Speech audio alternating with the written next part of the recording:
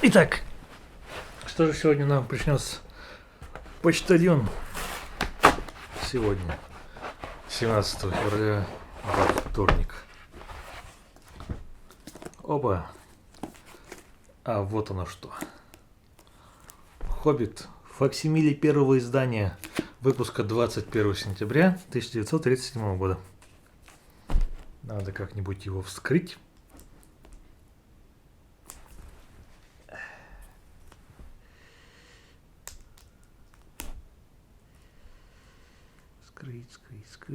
Скрыть аккуратненько, чтобы ничего не повредить.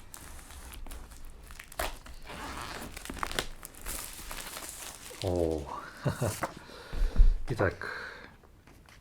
The Hobbit was published on 21st of September 1937 with a print run of 1,500 copies. With a beautiful packet design, nearly a dozen black or white illustrations, and 2 red and black maps by the author himself. The book proved to be popular and was reprinted shortly afterwards. History was already being made. The scarcity of the first edition was resulted in copies commanding huge prices, way beyond the reach of most Tolkien fans.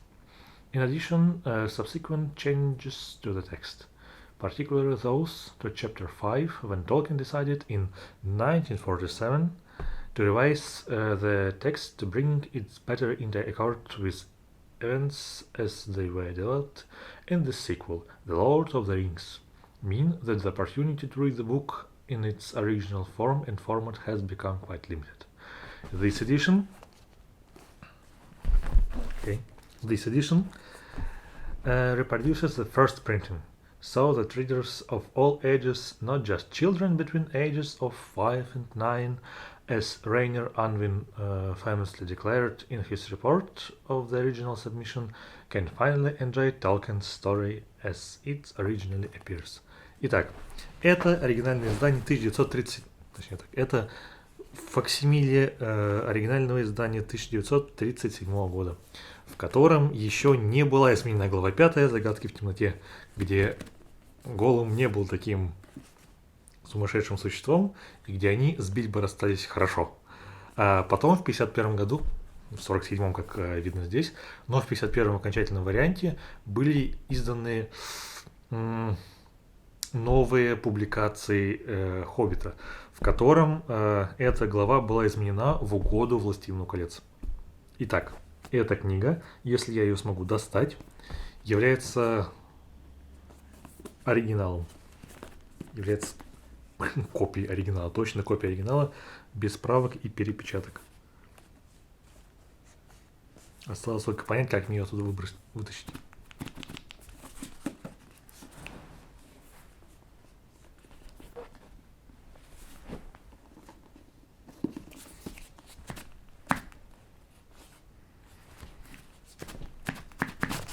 О, готово. Итак, книга приходит в суперобложке с иллюстрацией Толкиена. Но эта суперобложка легко снимается. И мы видим... Какой зеленый запах. И мы видим оригинальную обложку 1937 года с драконом Смагом. Сразу открываем 5 главу.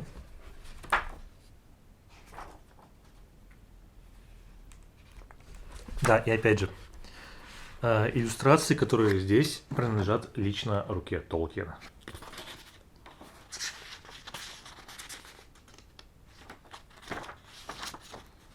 В том числе и то, как он видел Шир, то, как он видел Торбу на круче, как его называют в некоторых местах.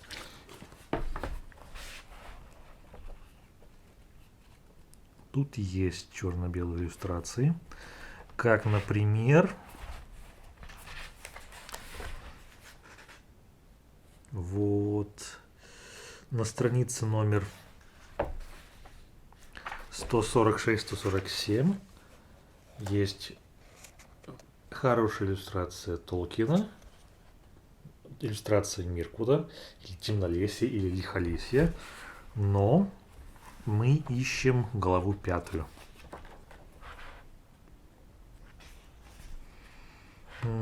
Страница 80.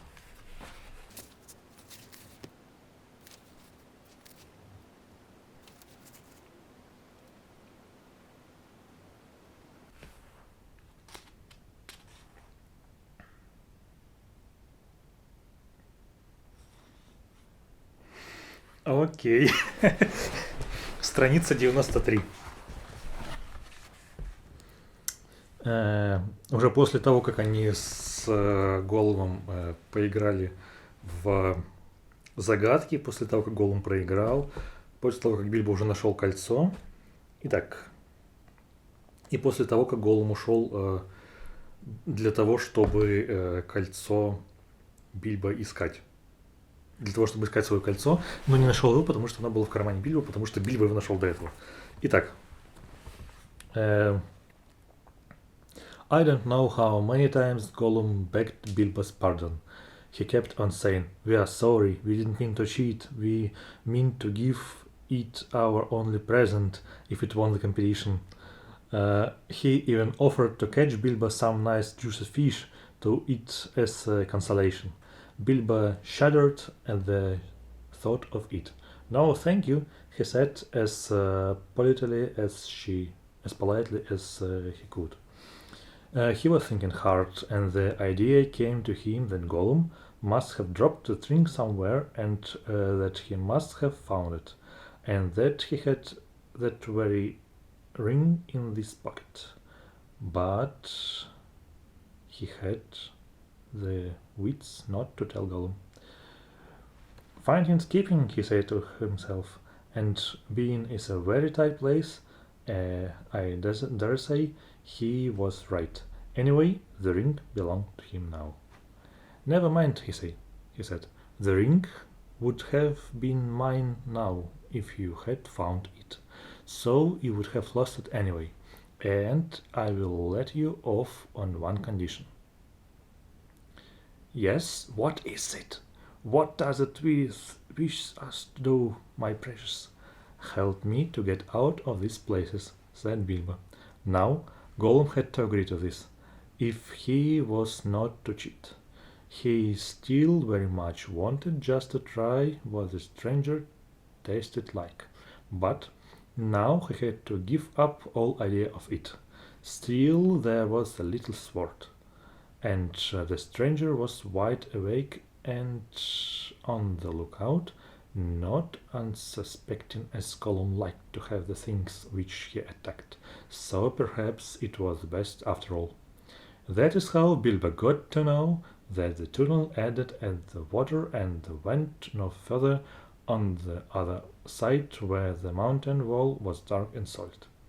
He also learned that he ought to have turned down of the side passages to the right before he came to the bottom. But he could not follow Gollum's directions for finding it again on the way up, and he made the wretched creature come and show him the way. As they went along up the tunnel together, Gollum flip-flapping at his side, Bilbo going where he thought he would try the ring. He slipped it on his finger. "Where is it? Where is it gone to?" said Gollum at once, peering about with his long eyes. "Here I am, falling behind," said Bilbo, slipping off the ring again, and feeling very pleased to have it and to find that it really did what Gollum said. Now on they went again, while Gollum counted the passages to left and right. One left, one right, two right, three right, two left, and so on. He began to get very shaky and afraid as they left the water further and further behind. But at last he stopped by a low opening of their left, going up, 6 right, 4 left. "Here's a passage," he whispered. It must squeeze it and snake down. He turns to go with it, my precious. No, he turns to Gollum. So Bilbo slipped under the ark and said goodbye to the nasty, miserable creature, and very glad he was. He did not feel comfortable until they felt quite sure it has gone, and he kept his head out of the main tunnel, listening until Flip-Flap of Gollum, going back to him, both died away in the darkness. Then he went down the new passage. И так далее. Вот так закончилась оригинальная история Бильбо Бэггинса и Голлума. После того, как Бильбо Бэггинс выиграл игру в загадки, а Голлум выбил его наружу. Все. Вот такая вот книга. Все, надо будет перечитать. Пока.